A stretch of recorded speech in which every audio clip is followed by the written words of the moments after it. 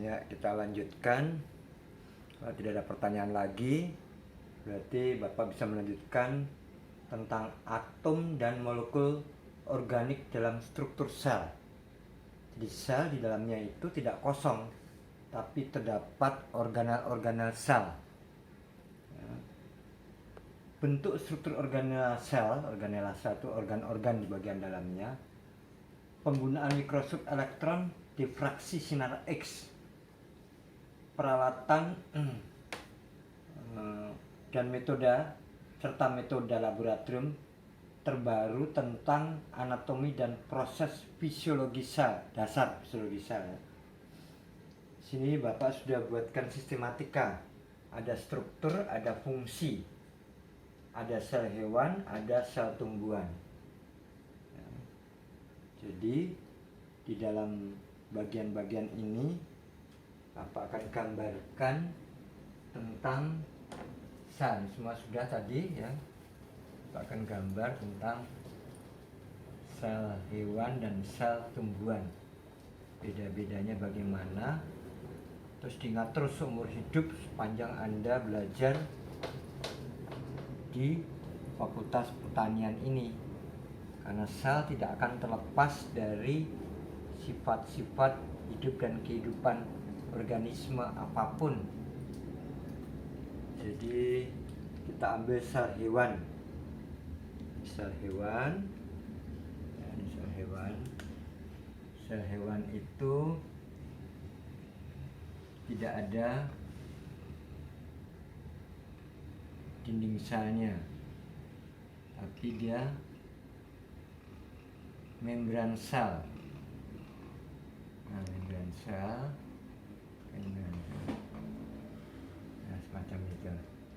Di bagian tengah sudah pasti kita temukan inti sel, anak inti. Ini berarti sel yang tadi ya, sel kariotik, dikelilingi oleh membran nukleus. Jadi ini namanya membran nukleus. Yang paling luar ini ada lapisan namanya membran nukleus. Ini disebut membrana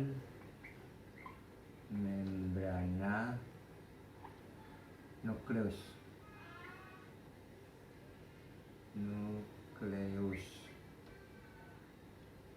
Berarti yang Bapak tulis warna hitam ini adalah nukleus.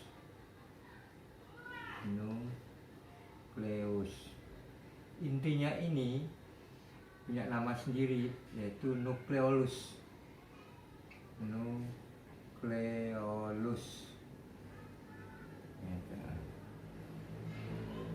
Nah, dia mempunyai organ-organ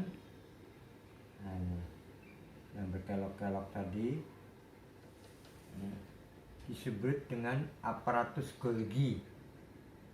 Itu retikulum dulu, retikulum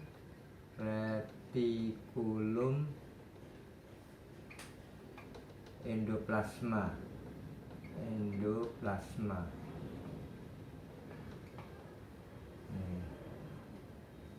Nah, retikulum endoplasma ini ada yang berbutir-butir.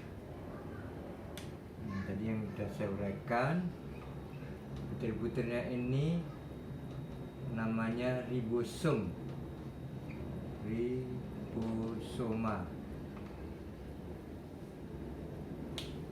Nah, ini dia mempunyai organel yang namanya lisosom.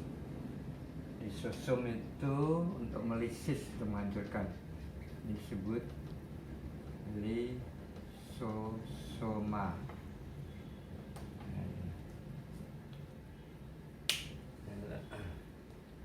Kemudian ada fibril, miofibril. Miofibril itu seperti rambut-rambut getar gitu. Miofibril, rambut getar. Ini disebut miofibril.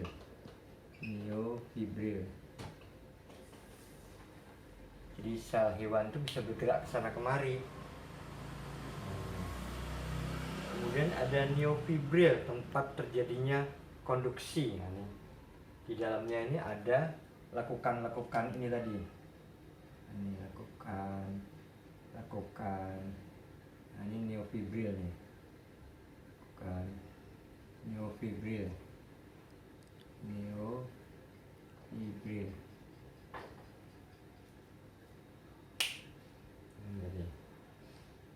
Kemudian ada silia atau flagel ya, atau rambut getar kecil-kecil gitu, dan tidak merata dia dangkal seluruh bagian, tapi ada yang hanya bagian-bagian tertentu. Nah, ini silia atau rambut getar itu pada sel hewan. Jadi nukleus sel ada mitokondria. Ini mitokondria itu untuk bernapas, paru-parunya sel, tapi nggak disebut paru-paru, tapi disebut mitokondria. Ini namanya mitokondria. Semua sel pasti ada mitokondria.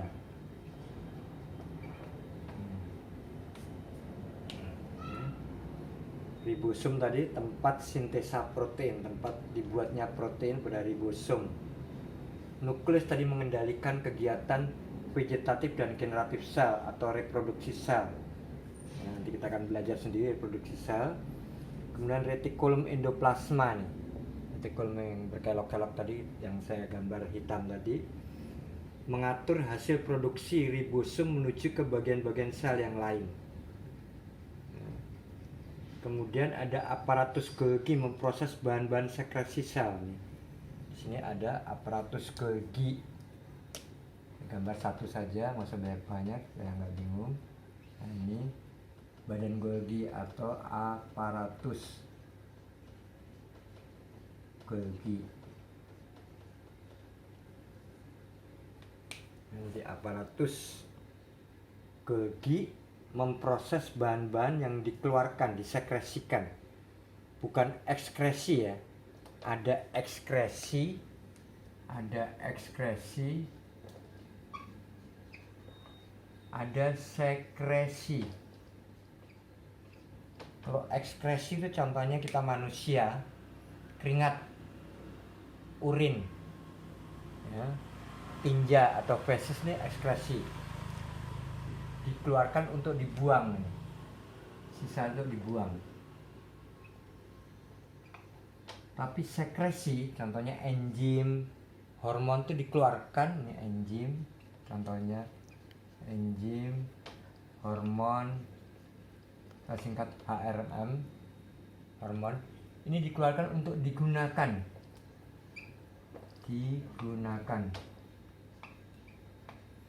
Seperti air ludah kamu itu dikeluarkan bukan untuk dibuang, tapi untuk mencerna atau mengkebalkan atau imunifikasi di dalam mulut kita. Itu sekresi. Enzim, hormon itu sekresi, tapi keringat, urin, air kencing, feses atau tinja itu memang harus dibuang. Hasil pengeluaran itu ekskresi. Jangan tertukar antara ekskresi dan sekresi. Ya. Ini tadi sel hewan. Nah, kalau sel tumbuhan, besok itu kita akan banyak ketemu pelajaran pada sel tumbuhan. Juga nanti ada rongga-rongga di sini. Ya, ada rongga sel. Ini namanya vakuole. Nah, pada tumbuhan lebih besar vakuolanya. Nah, di dalamnya ini tadi sel hewan tadi ada plasma, kita uraikan sendiri bagian-bagian plasma. Ini namanya protoplasma.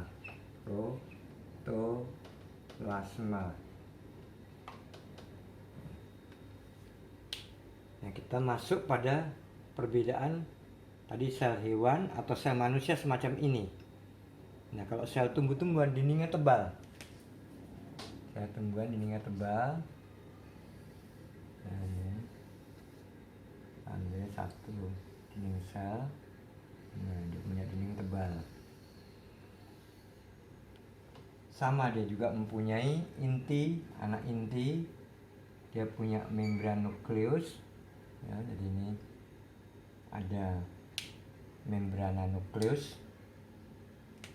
ini selaput pembungkus nukleus, maka isinya teratur, maka ini disebut membrana nukleus. Membrana nukleus. Nah, ini yang di tengah-tengah ini adalah inti sel. Di sel atau nukleus. Nukleus.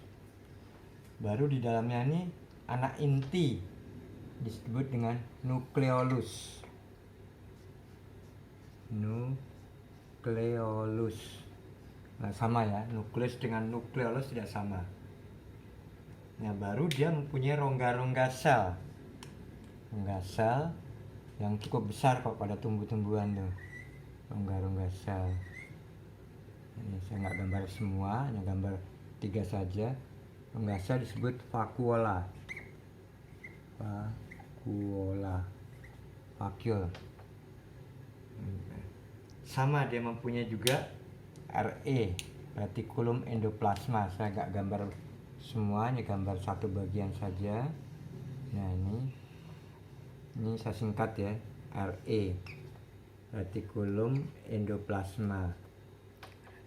Nah, dia mempunyai organel-organel tadi, yang kecil-kecil lagi nih, tempat dibuatnya protein. Sama juga disebut ribosom, ribosoma. Jadi ada vakuole, ada ribosom, ada retikulum endoplasma. Dinding sel, kemudian ada plastida dia. Plastida nanti kita akan uraikan sendiri dalam pelajaran faal. Nah, ini hanya gambar satu aja supaya nggak tabrak-tabrakan. Nah, ini plastida sel, tempat fotosintesa nih. Plastida sel, tempat dihasilkan proses fotosintesa dari suatu sel ini, karena dia melakukan fotosintesa dengan sinar matahari. Nanti kita akan pelajari sendiri dalam fisiologi khusus fotosintesa. Dinding sel, kloroplas. Kemudian ada tempat fotosintesa kan, amiloplas, tempat penyimpanan amilum. Nah, ini amiloplas ini. Nah, saya gambar satu saja. Ini amiloplas. Amiloplas, tempat menyimpan karbohidrat atau amilum. Nanti kita bagi-bagi lagi karbohidrat. Nah, itu disebut amiloplas. Kemudian ada elaioplas, tempat penyimpanan fat atau lemak. Nah, ini. Jadi ada penyimpanan lemak, saya hanya gambar satu saja. Nah, ini elaioplas. Elaioplas.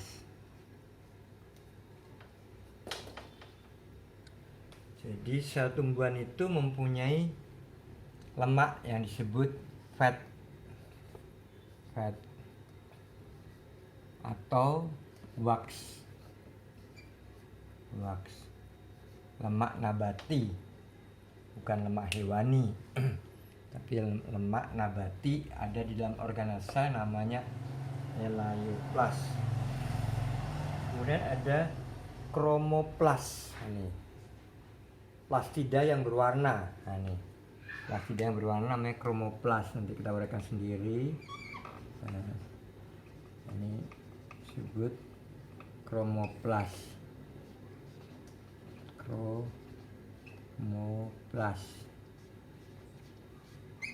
plastida yang berwarna, karena tumbuh-tumbuhan daun-daunnya tidak hanya hijau, ada berwarna-warni.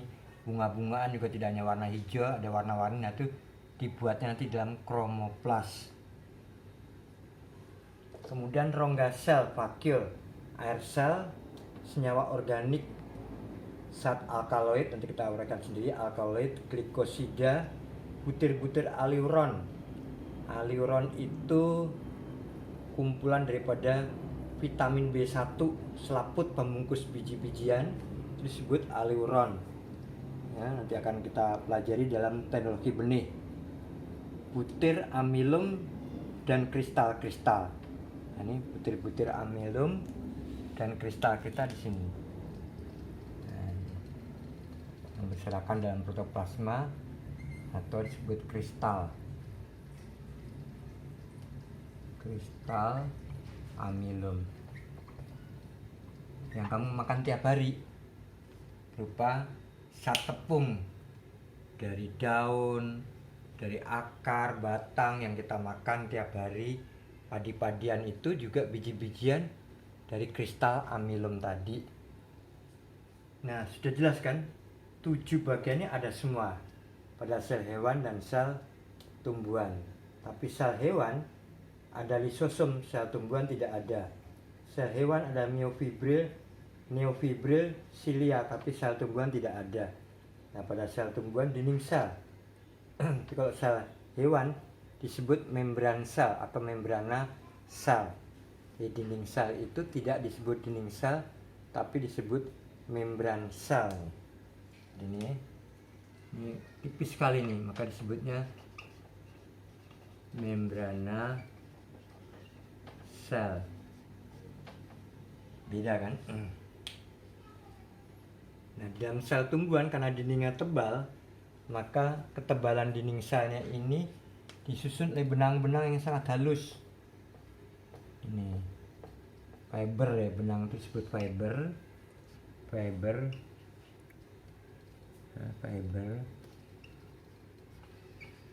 yang mengandung selulosa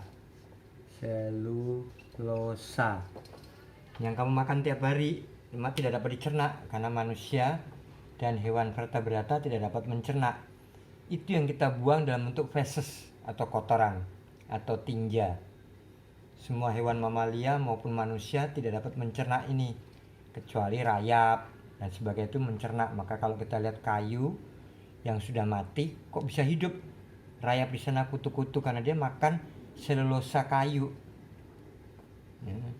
Tapi kalau manusia dan hewan vertebrata sempurna tidak mempunyai enzim untuk mencerna selulosa, makanya dikeluarkan dalam fesesnya. Kotoran-kotoran itu dalam bentuk benang-benang itu yang sangat halus, ada di daun-daunan yang kamu makan tiap hari, sayur mayur, ada di biji-bijian, buah dan sebagainya. Itu unsur selulosa yang tidak dapat dicerna itu dikeluarkan hasil pembuangan atau ekskresi. Ya, hasil pembuangan ekskresi yang dibuang berupa feses tadi ya, feses, keringat dan sebagainya. Nih hewan ya feses, kemudian keringat, kemudian urin, kemudian ya pembuangan tadi semuanya yang dibuang. Hasil proses metabolisme yang tidak dapat dipakai oleh organisme itu dibuang, itu diekskresikan. Tapi enzim dan hormon digunakan atau disekresikan. Nah, itu di dalam sel tumbuhan maupun sel hewan. Jadi kamu bisa membedakan mana sel hewan, mana sel tumbuhan. Nah, yang 7 poin ini ada di dalam sel hewan dan tumbuhan. Tapi kalau sel hewan tambahannya 4 poin ini, sedangkan sel tumbuhan ada tambahnya 6 poin ini ya. Jelas sampai sini? Ada yang mau ditanyakan? Bapak beri kesempatan untuk bertanya dulu sebelum Bapak berkembang lebih lanjut ya. Nah, di dalam cairan sel yang dinamakan protoplasma, baik pada sel manusia dan hewan dan sel tumbuhan tadi ya, itu ada plasma ya.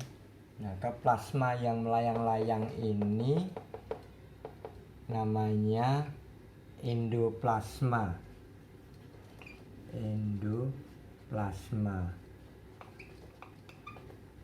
pada sel tumbuhan. Kemudian yang melekat pada rongga sel bagian luar ini ada plasma, namanya tonoplasma.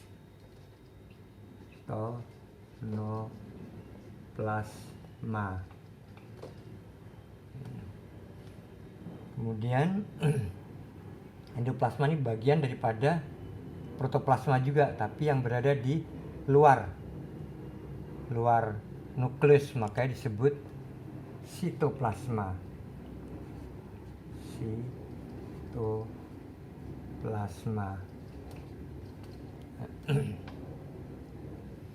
Nah, di dalam nukleus ini ada plasma juga, ya, namanya nukleoplasma.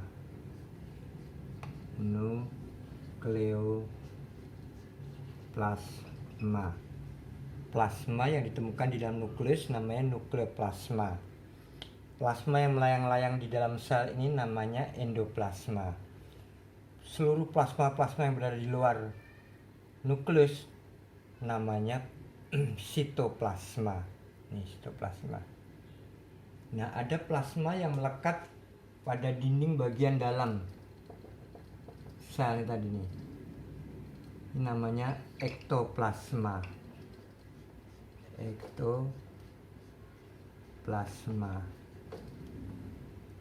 Nah, dinding sel itu pasti punya pori-pori atau porus. Ya, saya nggak gambar semua, saya hanya gambar satu saja. Ini gambar satu.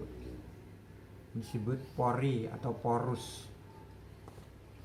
Porus sel. Pori-pori sel. Berarti kalau ada porinya, maka memungkinkan ektoplasma ini tadi ada yang merembes masuk ke dalam pori-pori ini. Nah, ektoplasma yang ada di dalam porus ini punya nama sendiri, namanya plasmodesma.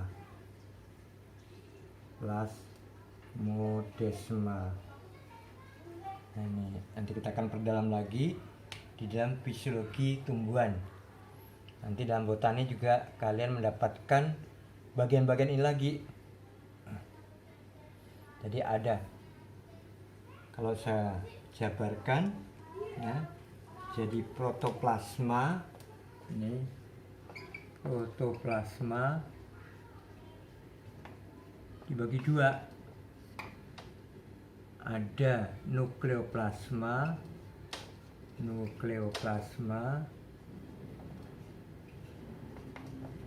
ada protoplasma. Dibagi dua, nukleoplasma sama endoplasma atau sitoplasma nih. Sitoplasma dulu ya, sitoplasma. Nukleoplasma itu di dalamnya terdapat benang-benang kromosom. Nah, itu kromosom. Nanti kita akan uraikan sih dalam genetika. Tapi sitoplasma tadi banyak kan? Sitoplasma terbagi-bagi tadi. Ada sitoplasma yang melayang-layang, namanya endoplasma.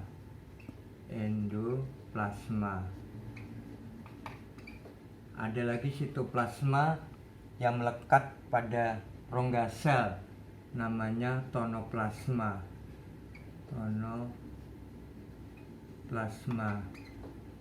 Ada lagi sitoplasma yang melekat di bagian dalam dinding sel, namanya ektoplasma. Itu sitoplasma tadi. Ada ektoplasma yang masuk dalam rongga-rongga pori tadi, porus. Itu namanya plasmodesma.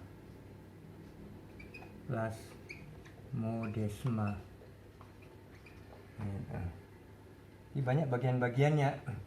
Ada plasma yang ada di dalam retikulum endoplasma, ya, maka dinamakan plasma retikulum.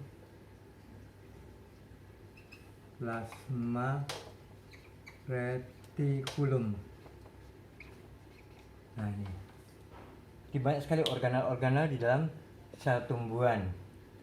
Sel hewan pun atau sel manusia juga banyak, sama. sitoplasma dibagi-bagi, hanya dia tidak ada plasmodesma. Ya, di dalam tumbuhan ada plasmodesma. Kenapa? Karena sel tumbuhan punya pori yang tebal. Kalau sel hewan dan sel manusia tidak ada pori-porinya. Porinya sangat halus dan dia sudah menyatu dengan membran sel. Itu bedanya. Jadi ini hubungannya antara organela, struktur dan fungsinya untuk apa. Pada sel hewan, sel tumbuhan sudah Bapak bagi-bagi tadi.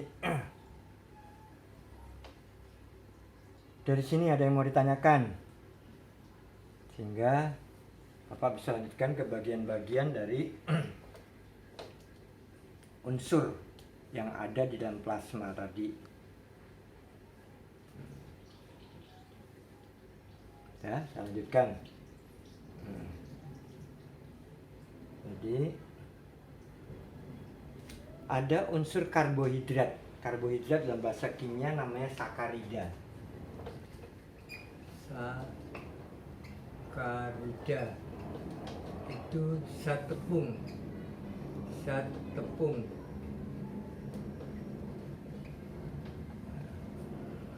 Jadi hasil fotosintesa pada sel tumbuhan adalah zat tepung. Nanti kita uraikan sendiri dalam faal. Dari mana terbentuknya, prosesnya bagaimana, itu semua disimpan di dalam rongga sel tumbuhan atau vakuola, zat tepung tadi atau sakarida. Nah, sakarida ini dibagi-bagi.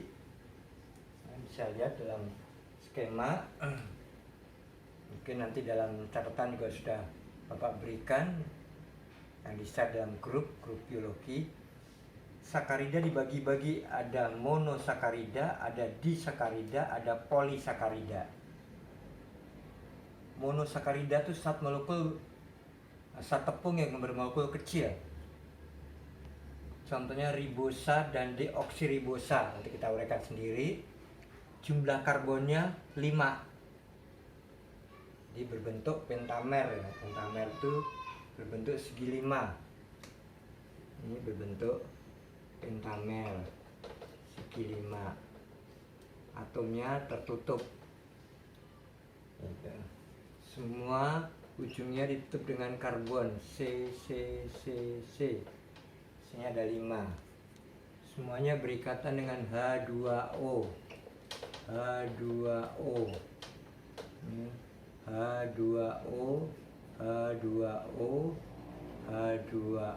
Berarti C-nya 5, H-nya 2 kali 5, 10.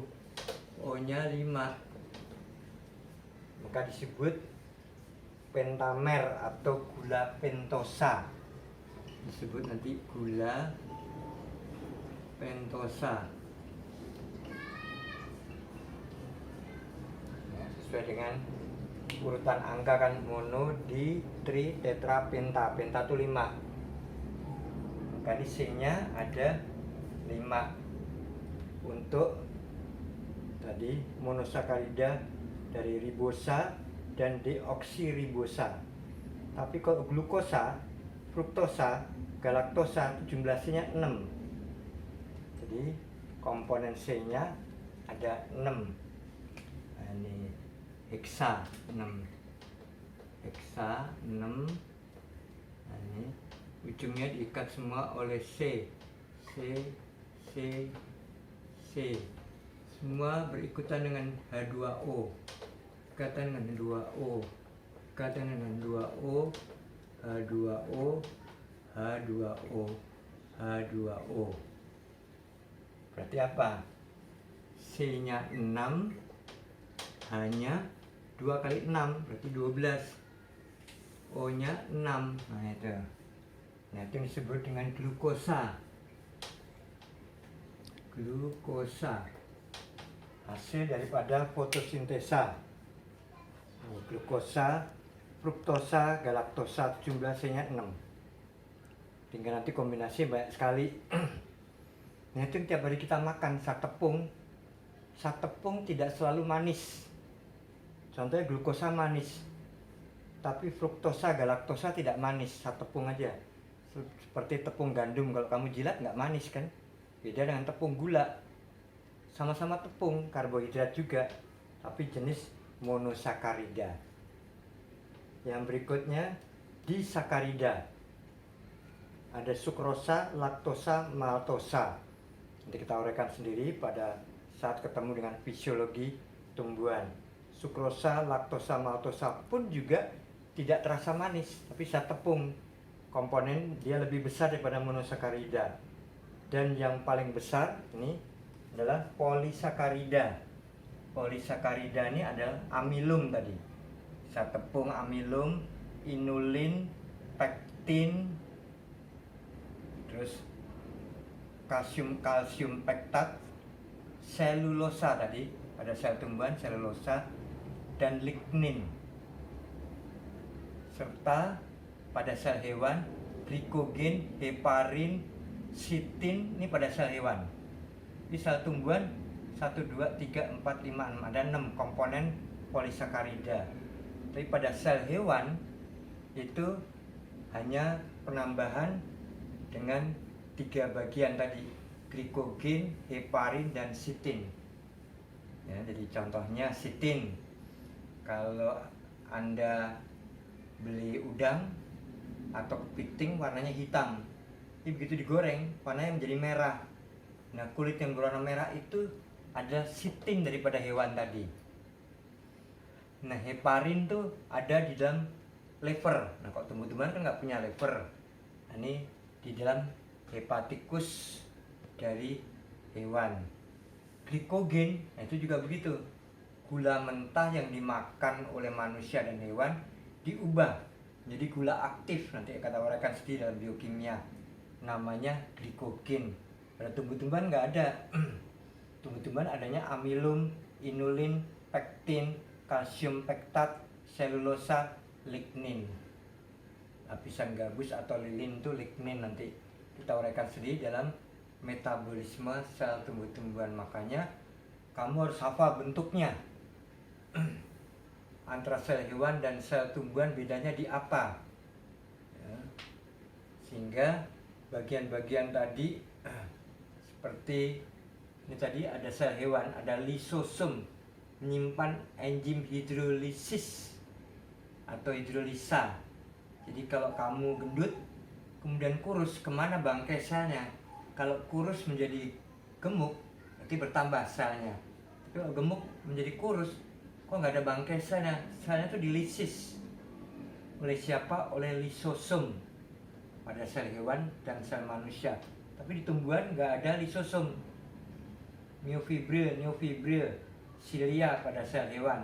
Sel tumbuhan nggak ada. Jelas berbeda antara sel hewan dan sel tumbuhan. Konsep dasar tadi yaitu sel yang Bapak tunjukkan di sini, sel yang sudah modern, sel yang sudah mempunyai membran nukleus, maka disebut sel yang bersifat eukaryotik atau karyotik. Kalau sel yang belum punya membran nukleus seperti bakteri, ganggang, dan sebagainya, isinya berserakan, jadinya disebut prokaryotik, sel masih primitif. Bakteri, jamur, bakteri yang punya warna, ya, bakteri yang fotosintesa.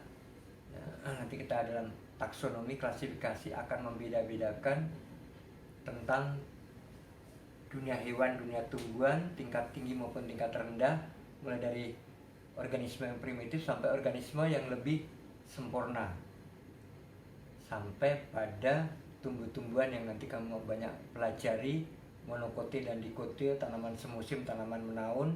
Itu hubungannya tidak akan terlepas dari sel. Maka kenapa Bapak pegang biologi, karena sudah 2 tahun ini Bapak nggak pegang biologinya, karena kunci dasar di ilmu sitologi. Kalau sitologi kamu lemah, bagian-bagiannya sudah tidak mungkin kamu akan mengungkap, baik nanti yang mengambil bidang peminatan hewan, peternakan, atau mengambil bidang peminatan agronomi tumbuhan, harus tetap menguasai tentang sel hewan dan sel tumbuhan, karena kaitannya dengan proses pertumbuhan, kaitannya juga dengan pembentukan karbohidrat di bagian organel mana kaitannya dengan pemupukan, hewan juga kaitannya dengan pakannya. Ya. Kemudian pembentukan pakan tadi apakah memang oleh sel itu sendiri atau dibantu oleh sel-sel bakteri atau mikroorganisme lain yang dapat membantu membuat makanan bagi tumbuhan maupun hewan. Nah, itu tadi hubungannya dengan penelitian sel hidup dengan struktur organel selnya sampai pada tingkat sakarida, zat tepung yang diproses melalui fotosintesa. Mungkin Bapak bisa tunjukkan fotosintesa ini, CO2 plus H2O akan menghasilkan C6H12O6 plus O2 berupa gas. Jadi kita akan uraikan dalam fisiologi tumbuhan. Nah, ini semua ini membutuhkan sinar matahari, yaitu gelombang-gelombang IR, sinar infrared.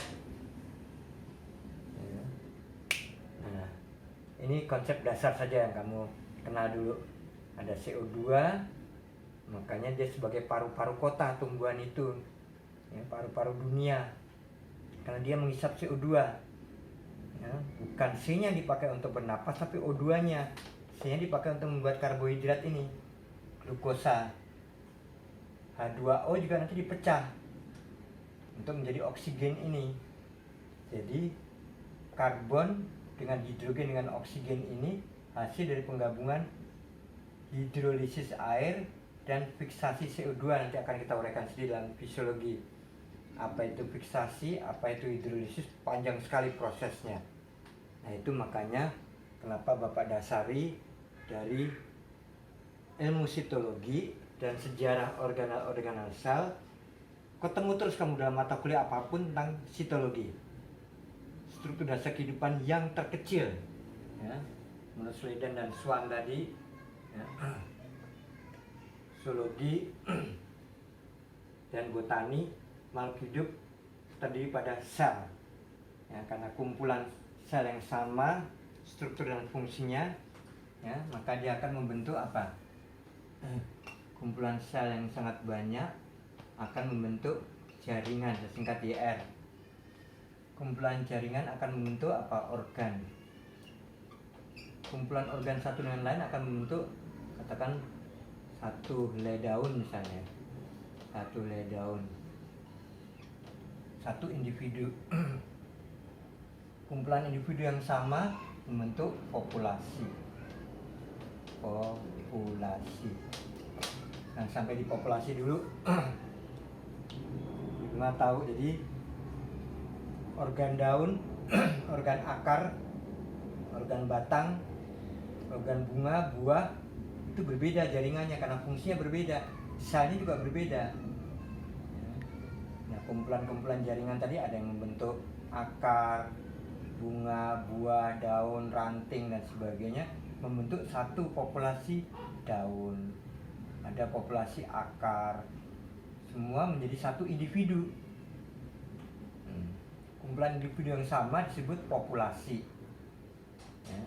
Jadi sistem dari satu individu kalau banyak membentuk populasi, populasi hewan, populasi manusia, populasi tumbuhan.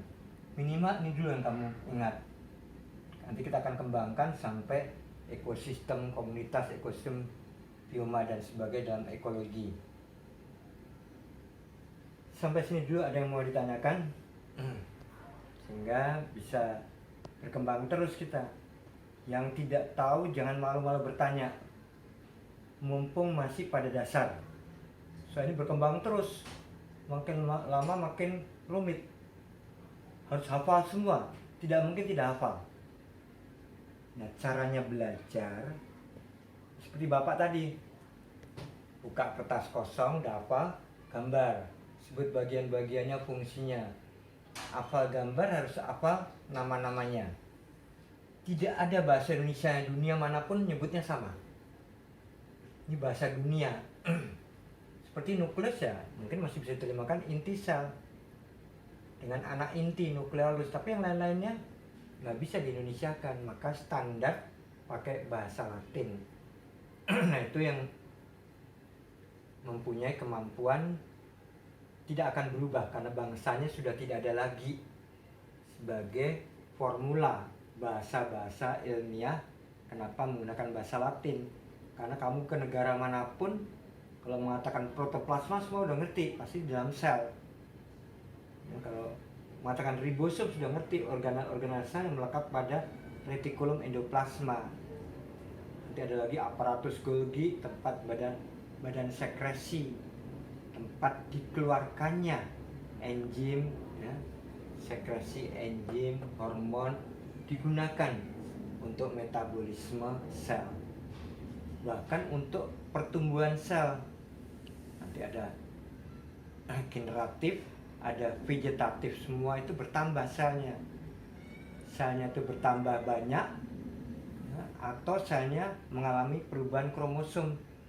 Ada mitosis, ada meiosis lagi nanti.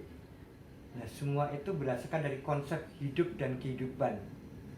Kehidupan berdasarkan dari kehidupan sebelumnya. Apa itu menurut Aristoteles? Kehidupan berdasarkan dari kehidupan sebelumnya, omne vivum ex vivo. Omne vivum ex vivo. Kehidupan berdasarkan dari kehidupan sebelumnya. Tapi kalau omne vivum ex oppo, omne vivum ex oppo, kehidupan berdasarkan dari telur. Apakah benar kehidupan berdasarkan dari telur? Ya karena dianggapnya semua ada, tidak ada yang, tidak semua hewan bertelur, atau tidak semua telur nampak. Nah, tadi nanti kita akan buktikan dalam hidup dan kehidupan pada fase bab-bab berikutnya tentang sel dan perkembangan sel sampai dengan organisme. Nah, sampai sini dulu. Waktunya bisa kita gunakan untuk tanya jawab, diskusi. Yang kurang jelas bisa tanya sebanyak-banyaknya. Bapak paling suka kalau ditanya oleh mahasiswa. Kenapa? Karena Bapak bisa mengukur sampai di mana kemampuan kalian. Ya, nggak usah malu. Karena kita masih belajar semua. Mumpung masih di kampus. Jika nanti sudah jadi sarjana ditanya oleh Pak Tani nggak tahu. Walaupun Pak Tani nggak harus belajar begini, tapi kamu bisa menyederhanakan nanti pandangan-pandangan kesarjanaanmu terhadap dunia pertanian di pedesaan. Jadi tentang penelitian sel hidup minimal sampai di sini dulu. Kita bisa diskusikan, bahkan kita bisa sambung dengan bab yang berikutnya. Ya, to be continue.